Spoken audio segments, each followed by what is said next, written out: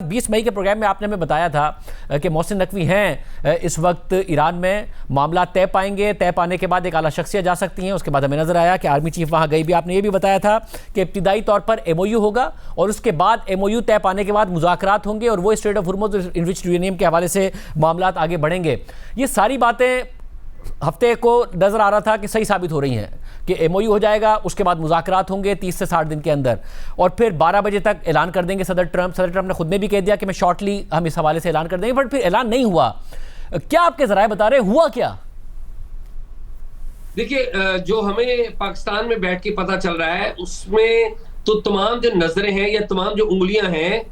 वो ईरानी जो हुकाम है वो भी और बाज इंडिपेंडेंट लोग वो भी अमेरिका के ऊपर उठा रहे हैं। और एट दैट टाइम भी हमने कहा था कि इस रास्ते में या इस मुआहदे में अगर आखिरी कोई रुकावट हो सकती है तो वो खुद अमेरिकी सदर डोनाल्ड ट्रंप हो सकते हैं। और वही हुआ है कि इस वक्त आपको पता है कि अमेरिकी सदर डोनाल्ड ट्रंप ने जो नई डिमांड रखी है कि मुस्लिम ममालिक के लिए उन्होंने कहा है कि मैंडेटरी होगा कि वो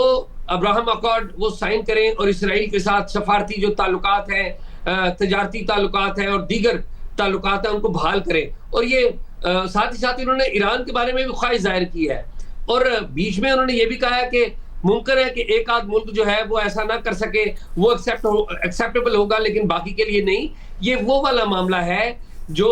मुस्लिम वर्ल्ड और पर्टिकुलरली इस कॉन्फ्लिक्ट में जो फ्रीकैन है उनके लिए काबिल कबूल नहीं है। मेरी आपसे थोड़ी देर पहले कुछ तेहरान में भी बात हुई है, ईरान में भी बात हुई है, कुछ ऐसे लोगों से भी बात हुई है जो ईरान के बड़े करीब हैं, पाकिस्तान के कोई आला सफारतकार हैं, उनसे भी मेरी बात हुई है। तो लग ये रहा है कि ट्रंप की जो नई डिमांड है, अमेरिकी सदर की जो नई डिमांड है, वो इस बात का इंदिया दे रही है कि शायद वो एक बार फिर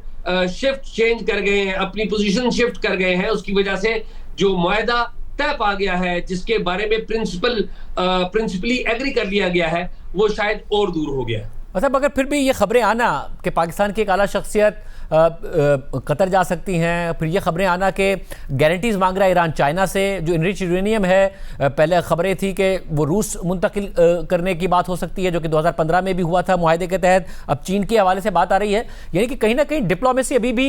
हो रही है, अभी भी उम्मीद है कि मामला तय पा जाएंगे। इसमें कोई शक नहीं कि डिप्लोमेसी रुकी है, डिप्लोमेसी बिल्कुल हो रही है। और जो रशिया को हाईली एनरिच्ड यूरेनियम फराहम करने का मामला था, तो हमें एक बड़े आला सफारतकार ने जो इस सारे मामले से जुड़े हुए थे, एट दैट टाइम मुझे बताया था कि शायद अमेरिका नहीं चाहता कि रशिया को इस दफा हाईली एनरिच्ड यूरेनियम जाए, लेकिन चीन की जो ईरान है उनकी तरफ से इस बात का इंदिया दिया गया था कि वो सारी की सारी तो नहीं, लेकिन जो HEU का बड़ा हिस्सा है वो चीन को देने के लिए तैयार है। और जिस वक्त आपको पता है कि आला सतह की मीटिंग हुई चीन में भी, उस वक्त भी ये जो मैसेज है वो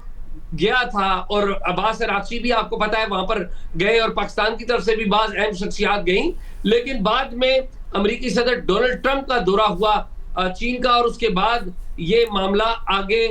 इस मामले के बारे में कोई फर्दर पेशरफ्त हमारे नोटिस में नहीं आ सकी। तो ये मामला खामोशी से पहले से चल रहा है और अमेरिका की तरफ से ये जो नया मुतालबा है उसने काफी हद तक ईरान को भी डिसअपॉइंट किया है और जो इस सारे अमल के लिए कोशिश कर रहे हैं ममालिक उनको भी डिसअपॉइंट किया है।